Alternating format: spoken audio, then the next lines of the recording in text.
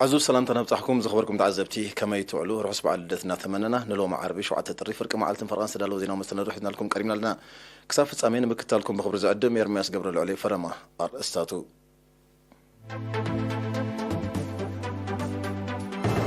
بصو وقدوس أبونا كيرلوس بمخنيات بعد لدت قال براكي هبوم بمحدار زوبا مأكل تقوار مدبات لمعاتن قسقاسون قمقيمو ሶማሊ ብስተገብረ መርመራታት 50 ዜጋታት በኮሮና ቫይረስ መልካፎም ክራገጽን ከሎ 24 ድማ ተፋንዮም ቻይና ቀንድ ዓላማ አገዳታት አሜሪካ ቁጠባው ገስጋሳ ንምዕንቃጽ መሆኑ ወይሳ ኣብ አሜሪካ ጽዑቕ ውርጪ ዝዓብለሎ ሕማቅ ኩነታት ኣየር ማሕበረ ቁጠባው ጸገማት ኣስዒቡ መንግስቲ ኢራን ተግባራውነት ኒክለሳው ስምዕ ኣብ መልዓል እገዳ አሜሪካ ጥራይ ከም ዝምርኮስ ሓቢሩ أب زرزراتو بصو وقدوس أبونا كيرلوس حامشاي باتريارك رسالي كان باباسات هاجر إرترا بمغنيات بعل لدت كالا براكي هبوم أبونا كيرلوس أبو وشتن هاجرن وطان زنبر إرتراوين أبو سبيتال تعقبهم زركبو حمومات هزبوم نمدحان أب حيال تعرن زركبو سب موياتعنا أب حلوة هاجرن لمعاتن نزلو سراويت مكلخال كمون أب تهادسون نزلو نحق أسرات بحافشا نملا هزب إرترا انكو عنا بعل لدتو أبصحكم يلوم بزا كبرت علات نحد حدنا بمفغار نصقمات وغناتنا كنحجز نزعرقو كنكدن نزطماي كان عنقل نزحمم دما كنصنانعن دما تمحصينوم بصو قدوس ابونا كيرلوس اموداتا ابز حلفه كلت عمت ببوانو ملكون عينتو نغير داغماي دكس خوين زلو كورونا فيروس نمكلخال هيوتنان هيوت سدرا بيتنان بحفشا دما طعنا حزبنا نمحلو كلنا زيغاتات حلفنا سلازلنا بمنغستي زوص ممرحتات شلل كيبلنا بغبو كنتكبر حاضر ايلوم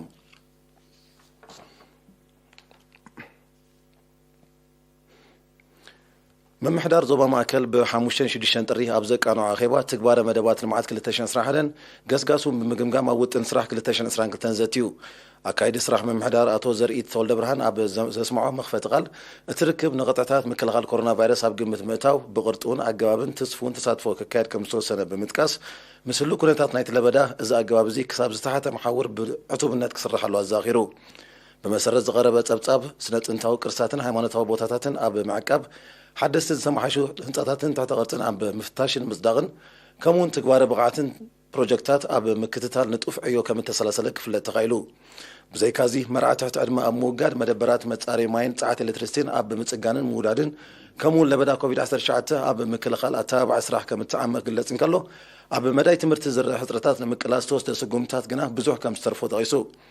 تساتفتي اب زقربت ابصاب بحر زكايد وزته اب تكلات عدا زرح حضرتات غبو قالبو غبرلو تريو كوفيد 19 نو سخي متصل زلو بغندو ابتناي مكلخال سغومتات زتكوره اتوب طنقاقه كتغبرن ممحدرات بحلافነት ككتاتلون اب ገጠራው ካቢታ ዝረጸ መጓዓዝያ ድማ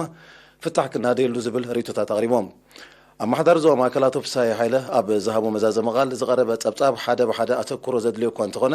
ንዝያዳን ማይ ውጽኢት አታዊታ ዞ ማከል ንምዕባይ ልዑል አቃልቦት ወሃይቡ ክስራሕ حمام كوفيد 19 مكلخال ابورياتن هايمانوتاو ጽምብላትን ዕቱ ምቁጸር ግበር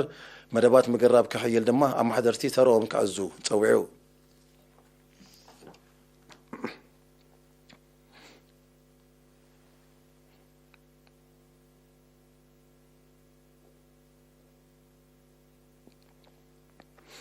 حبريتا كاب مينستر طنا تمالي اب موشبن ممرمر ماكلات زواتات ماكل دوبو قاي بحرن سميناو قاي بحرن بسغبره ناي لابراتوري مرمراتات 50 زيغاتات بكورونا فيروس ملكافون تراغيطلو نساتهم 45 كابزو ماكل مالت 19 كام موش ماكل 26 دما كاب ممرمر ماكلات كوينم ادراشوم كلته كام معسكر دندن كلته قحاوتا كلته باغالانو كلته سنبل كلته كاب ستات اوتو حد دما كاب شكتي قشت بارجما دارو اولوس غودايف غزاباندا كرن عدقيه تيرافولو طابا ترامني بيت مخا صصرات معسكر عتارو اخريان معسكر الجنن كمون حدا كاب ممرمر ماكل عسب زوبا دوبا قاي بحري اربعه دما كاب موشبي ماكل زوبا سميناو قاي بحري باصيام اذا غمجلون كله كورونا فيروس ترخيبهم اب هوسبيتال تعقبهم كن كغبرلهم صنحو 17 اب زوبا ماكل 5 دما اب زوبا دوبا قاي بحري كلته دما اب زوبا سميناو قاي بحري بتقلالا 24 زيغاتات حاوم كفانون كلو ودسسان حدن عمت ابو كاب زوبا ماكل بموت تفليلو بز مسرت تقلالا قطر بكورونا فيروس تلفو زيغاتات كساب لومي شمون تشحن كل 211 بصحلو شعات تشحن شمون 255 كابزيوم حاوي مستفانو 79 بمستفليو كل 257 دما غنا اب هوسبيتالات تعقبهم زركبوم ሚኒስትር ጥዕና 6 ጥሪ 2022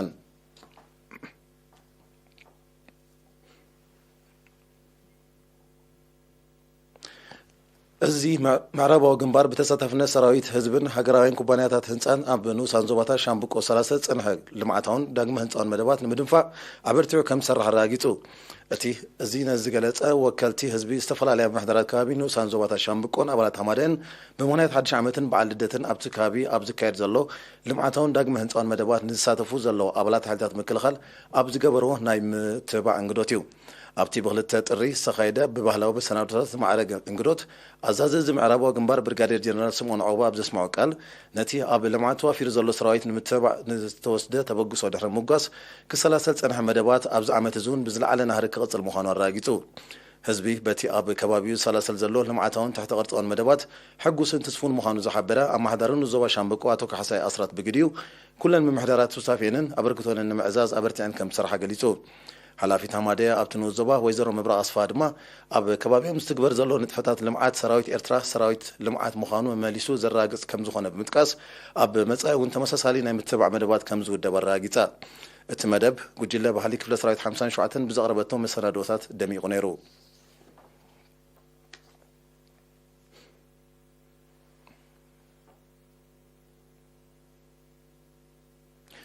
ጨንፈር ሕግን ስርዓትን ከተማ ፋዕበት ኣብ ትካላት ንግዲ ብዘካይዶ ስሩዕ ናይ ምቁፅጻር ስራሓት ዝሓዞ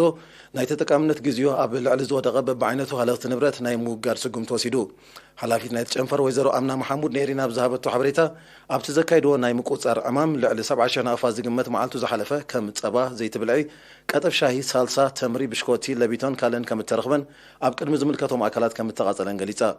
ወነንቲ ትካላት ገንዘባዊ መውፃዕቲ ከም እተወሰነሎም ዝሓበረት ወይዘሮ ኣምና ናይ ተጠቃምነት ዕለቱ ዝወደቐ ሃለኽቲ ንጥዕና ሰባት ኣዝዩ ጎዳኢ ስለ ዝኾነ ዜጋታት ክዕድጉ ከለዉ ትኩራትን ጥንቁዋትን ክኾኑ ነጋዶ ድማ ንመኽሰብ ከይሰስዑ ካብ ተመሳሳሊ ተግባራት ክሕየቡ ኣዘኻኺራ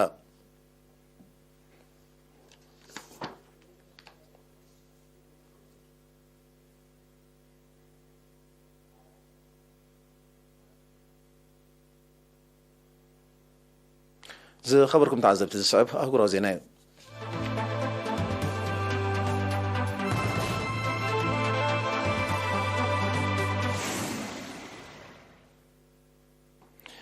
ቻይና ቀንዲ ዕላማ ናይቲ ኣሜሪካ ኣብ ልዕሊያ ከተስድቆ ፀንሐት እገዳታት ቁጠባዊ ገስጋሳ ንምዕንቃፅ ምዃኑ ወፂኣ ሚኒስትር ጉዳያት ወፃኢ ቻይና ትማል 6 ጥሪ ኣብ ዘውፅኦ መግለፂ ኣሜሪካ ነቲ እገዳ ከተስድቆ ዘቕረበቶ ምክንያት ፈፂሙ ካብ ሓቂ ዝረሓቐ ምዃኑ ምጥቃስ ዕላምኡ ንቻይና ኣብ ከበባ ንምእታው ከም ዝኾነ ረዲዩ ኣሜሪካ ምግሃዝ ሰብኣዊ መሰላትን ካልእን ኣመሳሚሳ ኣብ ልዕሊ ቻይና ሓያሎ እገዳታት ከም ዘፅደቐ ዝጠቐሱ ፀብፀባት ቻይና እውን ተመጣጣኒ መልሰ ግብሪ ክትሕበሉ ምፅናሓ እዩ ዝሕበሩ እቲ ስጉምታት ንዲፕሎማስያውን ንግዳዊ ፍልያትን ክልቲአን ሃገራት መሊሱ ከም ዘግፍዖ እቶም ፀብፀባት ብተወሳኺ ይሕብሩ ቻይና ኣብ ልዕሊ ሃገራት ዝውሰድ በይናዊ እገዳታት ጠንቂ ዕግርግር ይኸውን ከም ዘሎ ምጥቃስ ተቃውሞኣ ክትገልጽ ምፅናሓ ይሕበር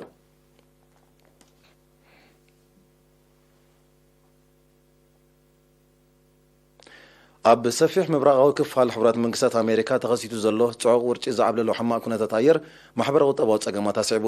ብሰንኪ ክስተት ኣብ ገለ ክፍላት ሃገር ትካላት ትምህርትን ካልኦት ወሃብቲ ኣገልግሎት ትካላትን ስራሕን ከቋርፃ ከም እተገደዳዩ ዝቀላሕ ዘሎ እዚ ከምዚ ኢሉ እንከሎ ብሰንኪቲ ብርቱዕ ንፋስ ዘሰንዮ ኩነታት ኣየር ኣብ ምብራቃዊ ገማግም ኣሜሪካ በብላዊ ማዕበል ክኽሰት ከም ዝኽእል ኪላታት ሜትሮሎጂ ይእምቱ ኣለዉ በዚ ድማ ኩለ መዳያዊ ክሳረታት ክውስኽ ተኽእሎ ከም ዘሎ እቶም ኪላታት ሓቢሮም በቲ ተሪዮ ዝተሻቐሉ ሰመዚ ኣሜሪካ ነበርቲ ኣብ መዓልታዊ ምንቅስቓሳቶም ጥንቁቓት ክኾኑ ፀዊዖም ኣብ ሕቡራት መንግስታት ኣሜሪካ ብዘጋጥም ተደጋጋሚ ሓደጋታት ወብላዊ ማዕበል ሰብኣውን ቁጠባውን ክሳረታት ክወርድ ምጽንሑ ይዝከር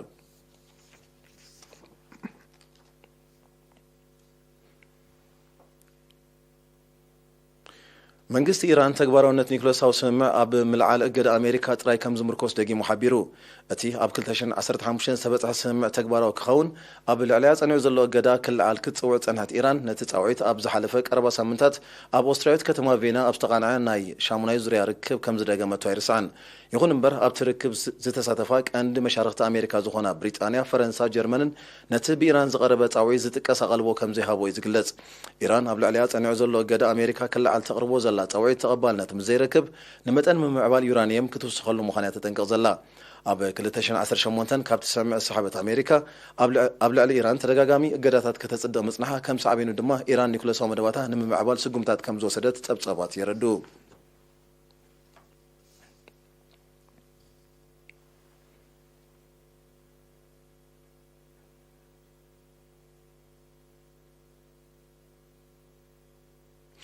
መንግስቲ ካዛክስታን ኣብ ሃገሩ ተወልዑን ዘሎ ህዝባውን ዓብዪ ንምህዳእ ኣህጉራዊ ደገፍ ድሕሪ ምሕታቱ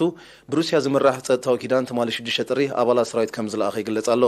ይኹን እምበር እቲ ንሩስያ፣ ቤላሩስ፣ ኣርሜንያ፣ ታጃኪስታንን ኪርጊስታንን ዝሓቁፍ ኪዳን ዝለኣኹ ሰራዊት ኣብ ካዛክስታን ዝጸንሓሉ ግዜ ዛጊታ ይሓብረን ዘሎ።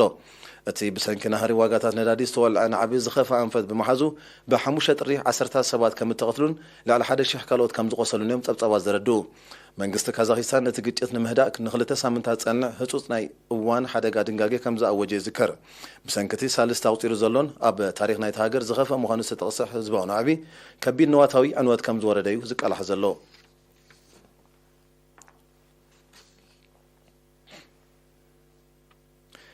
ለበዳ ኮቪድ-19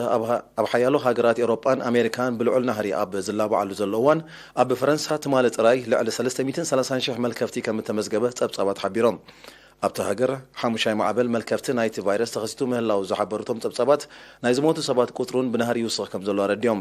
በቲ ተሪዮ ዝተሻቐለ ፕሬዚደንት ኢማኑኤል ማክሮን ክታበት ጸረ ኮቪድ-19 ዘይወሰዱ ዜጋታት ብህፁፅ ክወስዱ ዘዘኻኽር መልእኽቲ ኣመሓላሊፉሎ። ኣብ ሕቡራት መንግስታት ኣሜሪካ ኣብ ዝሓለፈ ሳልስቲ ኣብ ውሽጢ 24 ሰዓታት ጥራይ ልዕሊ 1 ሚልዮን መልከፍቲ ኮሮና ቫይረስ ከም እተመዝገበ ዝዝከር እዩ። መልከፍቲ ኮሮና ቫይረስ ብፍላይ ኣብ በዓላት ሓድሽ ዓመትን ልደትን ብናህሪ ይውስኽ ከም ዘሎ እዩ ዝሕበር። ብደረጃ ዓለም መጠን መልከፍቲ ኮሮና ቫይረስ ኣስታት 300 ሚልዮን መጠን ሞት ከዓ ልዕሊ 5.4 ሚልዮን በፂሕ ኣሎ። ልዕሊ 59 ሚልዮን ካብዚ ጠቕላላ መልከፍቲ ኣብ ኣሜሪካ ዝተመዝገበ ከም ዝኾነ ጸብጻባት ጥዕና የረድኡ።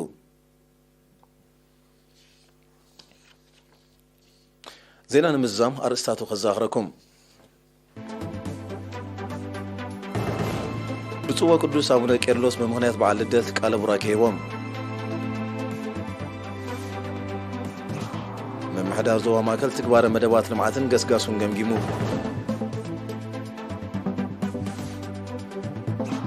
ትማሊ ብዝተገብረ መርመራታት 50 ዜጋታት ብኮሮና ቫይረስ ምልካፎም ክራገጽ እንከሎ 24 ድማ ተፋንዮም። ቻይና ቀንዲ ዓላማ እገዳታት ኣሜሪካ ቁጠባዊ ገስጋስ ንምዕንቃጽ ምዃኑ ወቒሳ። ኣብ ኣሜሪካ ጽዑቕ ውርጪ ዝዓብለሎ ሕማቕ ኩነታት ኣየር ማሕበረ ቁጠባዊ ጸገማት ኣስዒቡ። መንግስቲ ኢራን ተግባራውነት ኒውክለሳዊ ስምምዕ ኣብ ምልዓል እገዳ ኣሜሪካ ጥራይ ከም ዝምርኮስ ሓቢሩ። ዜና ኣብዚ ፍጸም ርሑስ በዓል ልደት